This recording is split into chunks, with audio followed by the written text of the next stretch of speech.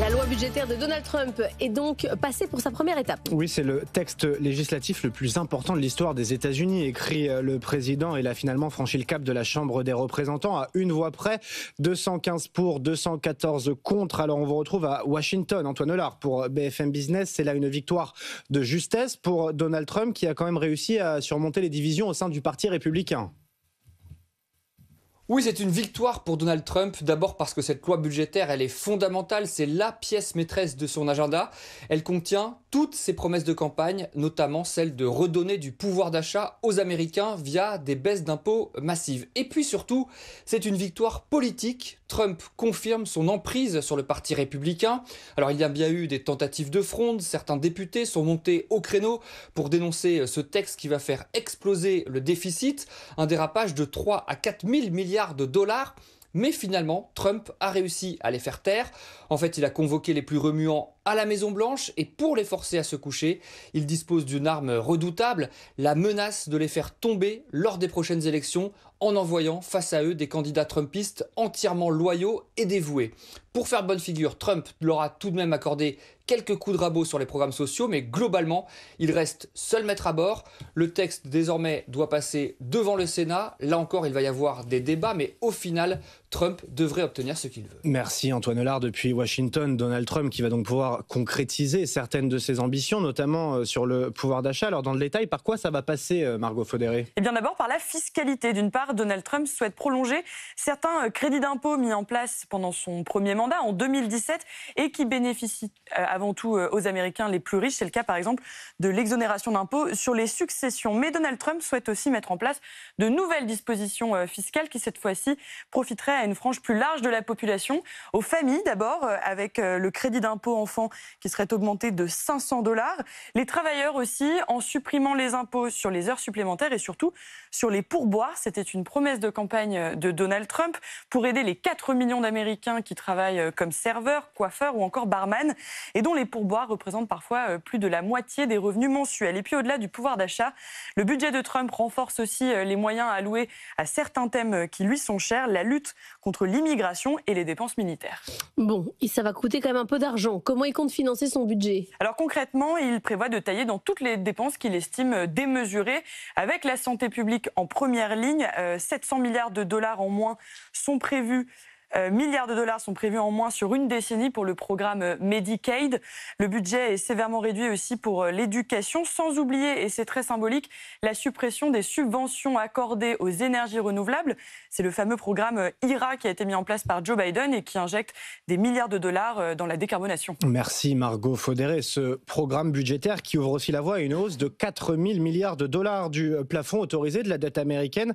Et cet ensemble de mesures qui a donc fait bouger les taux obligataires en séance hier. Alors attention Étienne Braque, il y a ce sujet américain, mais aussi ce problème d'embouteillage sur le financement des dettes à travers le monde. Un budget américain qui va rajouter 300 milliards de déficit par an. Ce sont les chiffres qui sont pour l'instant estimés sur les 2000 milliards déjà existants. Donc vous avez un déficit qui est déjà important et donc un déficit qui va encore s'alourdir alors que les taux américains sont élevés avec un 10 ans américain qui est à 4,5%.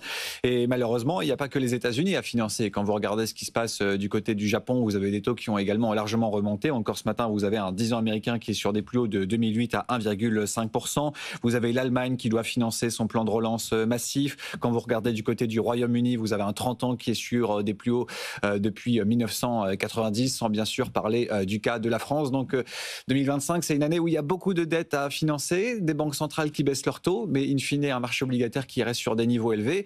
Alors des marchés obligataires qui sont sur des niveaux élevés, ça passe quand il y a de la croissance, mais là, le problème, c'est que vous avez une croissance qui ralentit. Alors il est bien trop tôt pour parler de récession, mais quand vous regardez le FMI, ils ont encore revu il y a quelques jours leur prévision de croissance à la baisse pour cette année. Ils prévoient moins de 3% de croissance en 2025, donc moins de croissance et des taux élevés importants et une inflation qui certes se réduit, mais qui est toujours importante. Merci Étienne Braque et Donald Trump qui a aussi évoqué hier la privatisation de Fannie Mae et de Freddie Mac, deux des géants du refinancement immobilier aux États-Unis. Ils avaient dû être nationalisés pendant la crise financière de 2008.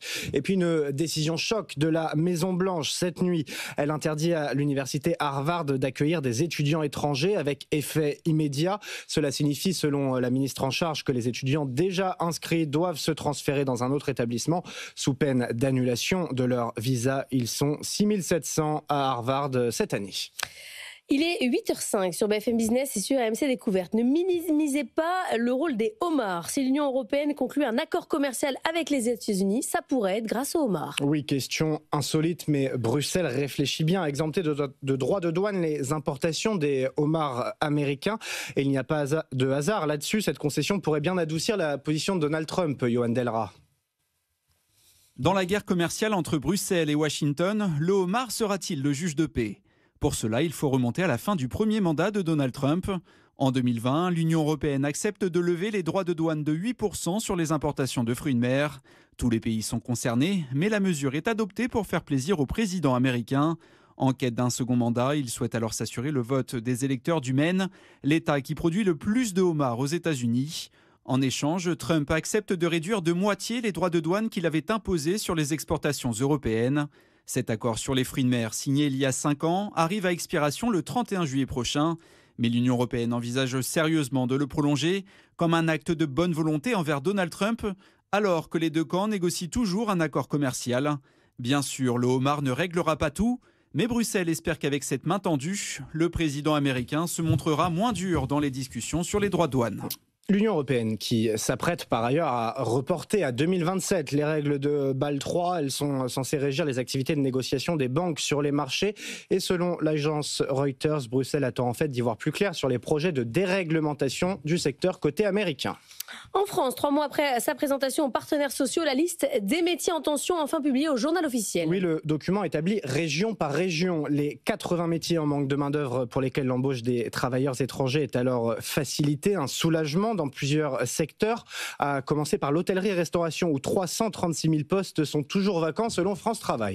On en parle ce matin dans 3 minutes pour comprendre avec Bernard Boutboul. Bonjour, vous êtes le président de Gira Conseil. Vous avez sorti une note sur la restauration 2024 où on voit à quel point le marché évolue. Ce qu'on voit d'abord dans votre note, avant de parler de ces métiers en tension et de son impact sur la restauration, c'est qu'il y a de plus en plus de restaurants, mais que par contre, ça ne bouge pas sur le panier moyen des Français. Non, parce qu'il faut savoir que nous avons un problème de pouvoir d'achat. Qu'on soit d'ailleurs CSP+, ou CSP-, chacun a son problème de pouvoir d'achat. Et quand on sort au restaurant en France, ce qui est une sortie plaisir, contrairement aux anglo-saxons, eh bien, on fait de plus en plus attention à ce qu'on dépense. Alors, c'est la structure du repas qui peut être touchée. Hier, on mangeait entrée, plat, dessert. Aujourd'hui, on mange plutôt entrée, plat ou plat, dessert. Bref, on déstructure son repas, on fait attention à ce qu'on achète. Mais quand même, moi j'étais surprise de voir que les Français vont dîner au moins une fois par semaine au restaurant. Ils sont 23% à dîner au moins une fois par semaine au restaurant. Oui, tout à fait, parce que c'est une sortie plaisir pour eux. Il faut savoir que jusqu'à il y a très très peu de temps, la sortie plaisir, le restaurant n'était pas un budget de manœuvre dans le budget des ménages parce que c'est tellement une sortie de plaisir qu'ils ne voulaient pas toucher. Mais aujourd'hui, avec les problèmes, encore je me répète, de pouvoir d'achat, eh bien, on continue à sortir, mais un peu moins. Cette liste des métiers en tension attendus par la profession, dans lesquels il y a désormais l'hôtellerie et la restauration. Alors, il y a des différences par région. Dans le Var, ils ont oublié de mettre les serveurs. Bon, il y a des petites disparités, mais c'est quand même une bonne nouvelle. Alors oui, c'est une bonne nouvelle à condition qu'il y ait une répercussion de cette information, parce qu'aujourd'hui, il manque entre 200 et 300 000 personnes pour travailler dans la restauration. Pourquoi ? Parce que c'est probablement un métier qui fait plus rêver. C'est dommage, parce que des émissions comme Top Chef ont fait le contraire. Mais c'est surtout un problème parce que si vous allez au restaurant, vous allez constater qu'il y a un peu moins de personnel qu'avant. Et le fait que ça soit un peu moins, et qu'il y ait un peu moins de personnel, eh bien, ça ralentit le service et ça crée de l'insatisfaction chez les clients. Donc, c'est une spirale qui est pas très, très positive. Et il faudrait effectivement qu'on puisse, dans ce secteur, un peu plus embaucher. Mais est-ce qu'on voit quand même à la lumière de votre étude, parce qu'on voit aussi désormais la concurrence forte des boulangers, des cinémas, des stations-service qui se mettent eux aussi à faire de la restauration, notamment sur le midi. Il y a de plus en plus de restaurants. Il va y avoir une consolidation, des disparitions. Là, on est à un pic. Il y a trop de monde, en fait. Oui, en fait, ce qui se passe, c'est qu'il y a trop de monde, il y a trop d'acteurs qui sont autour de ce gâteau. qui est très convoité, mais qui ne grossit pas à la même vitesse. Et c'est ça le problème, c'est qu'aujourd'hui, vous avez 404 000, pour être très précis, endroits où vous pouvez vous nourrir en dehors de chez vous, mais il y a seulement 158 000 restaurants, ce qui veut dire que l'immense majorité des établissements où on peut aller se nourrir matin, midi, soir, etc., c'est de la restauration rapide, ou de la vente au comptoir, ou du fast-food, ou du snacking, peu importe comment on l'appelle. Mais aujourd'hui, nous sommes tous un peu descendus d'un cran dans nos dépenses, dans notre restauration. L'économie, président de...